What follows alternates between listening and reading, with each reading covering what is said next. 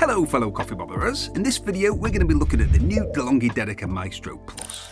So this is a new Maestro Plus from DeLonghi, slightly reminiscent of the Sage Bambino Plus, some might say.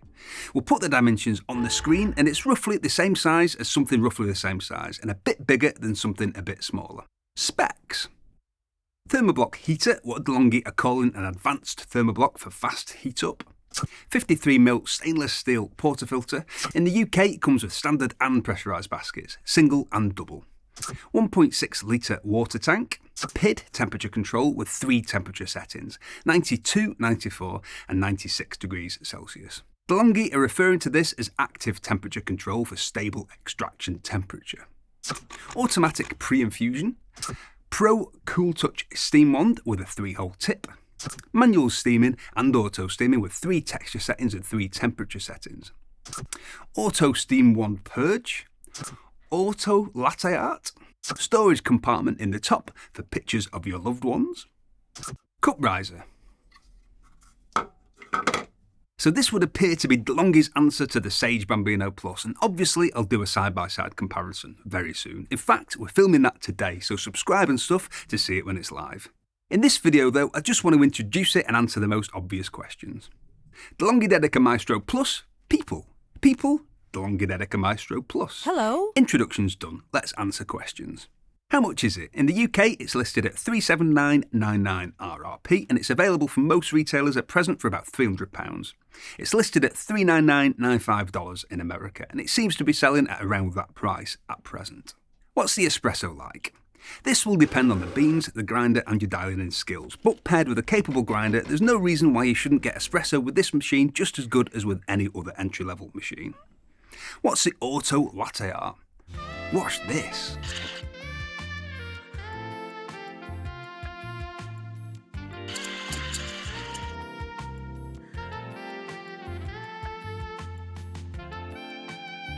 Josh, swung. Get back down. Obviously, I'm joking, it doesn't do that. And that wasn't me pouring that latte art, by the way. That was my son, Josh, who's way better at latte art than I am. This is DeLonghi's marketing team stretching the boundaries of fact and fiction with their auto latte art claim, which obviously means that it'll auto steam the milk for latte art. But does it? Personally, I've not got on very well with the auto frothing. For me, the foam is a bit too stiff, even on the lowest texture setting. It seems more like Panarello milk foam to me. It has 3 texture settings and they appear to range from stiff to stiffer. If you're not bothered about latte art and you like more old school milk froth, you might love the texture this produces. They have called it auto latte art though, so I do feel like the texture should be decent. Manual steaming is a different story, it'll do a great job at that. It has 3 milk temperature settings, 2, and they're very consistent, 60 degrees Celsius, 65 and 70.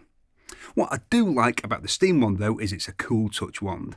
And I don't mean Breville UK or Sunbeam's version of Cool Touch, meaning it's maybe 5 to 6 degrees cooler and still chuffing hot. I mean an actual Cool Touch wand that you can handle without burning yourself and that the milk doesn't stick to. Hot water. Do you like Americano, long black, tea? Tough luck, this machine won't do hot water. Seems like a strange decision, but there you go. If you want hot water, you'll need to heat it with a kettle or on the stove or with a magnifying glass. So what's good about the new Dedica? It has 3 brew temperature settings and 3 pre-infusion settings relating to the length of the pours after pre-infusion. The Cool Touch steam wand is great, the auto milk temperature is consistent. I also quite like the way the steam is controlled, that's quite slick. The manual steaming is really good, great milk quality potential with a 3-hole tip. I quite like the way it looks and the bigger footprint makes it feel a bit more stable versus the original. What's not so good about the new Dedica? The auto milk steaming just doesn't seem to work as I'd expect it to, given it's called auto latte art. Also, although the wand doesn't need much wiping, it is a bit of a pain to wipe it because the temperature probe is so close to it. It's not a massive deal because it doesn't need much wiping, but you do have to faff a bit to get a cloth around the steam wand. It doesn't have a hot water option, as I've mentioned, and if you use a storage space, it makes an annoying rattling noise, unless you just use it for storing photos of your favourite YouTubers, of course.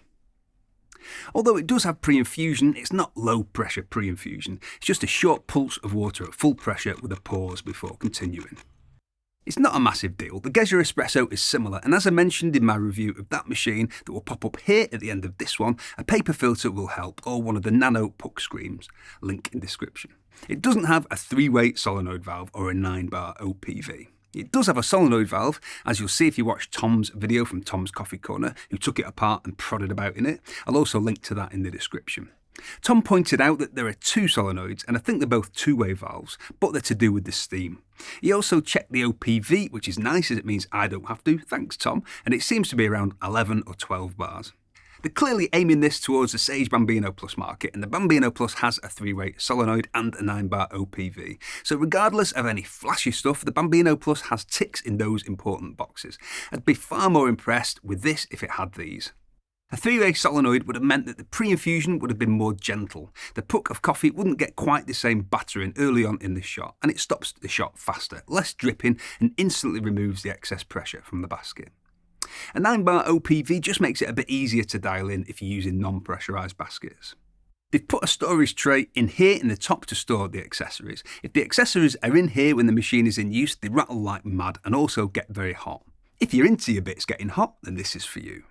The drip tray is small and it fills up quite fast, so you will find yourself emptying the drip tray often.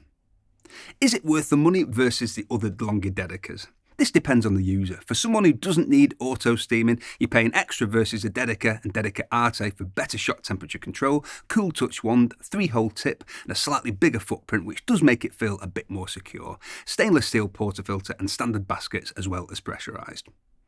Although, just check this is the case for you, as Tom from Tom's Coffee Corner told me he got his in Germany with just pressurised baskets. Personally, I would pay the extra for these features versus the price of the standard Dedica and the Arte. I'd actually pay the extra just to have a Cool Touch wand, and I think all wands should be Cool Touch, as it's just so much easier to keep clean. Is it a good alternative to the Bambino Plus?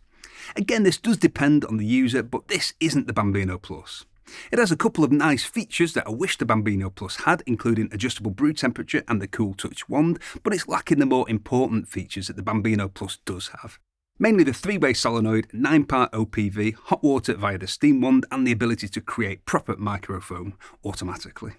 I'll address this in more detail in the Versus video, but for me, this isn't a cheaper alternative to the Bambino Plus. Also, if you're in Europe and you subscribe to the mailing list of a particularly handsome blogger and YouTuber, the price difference between this and the Bambino Plus might not be quite that big anyway. See the pinned comment. Coffee Cave comment of the week! Thomas419924_ from Instagram says, one of BG's. You can tell by the way I use my work, I'm a coffee man. No time to talk. Great! Thank you very much for watching, and if you think coffee is splendiferous and you enjoyed this video, we've got tons of content about how to make better coffee at home to take you from beginner to home barista. We've got reviews and how-tos on the most popular machines. If you like the sound of that, click on my face to subscribe. Tatty bye!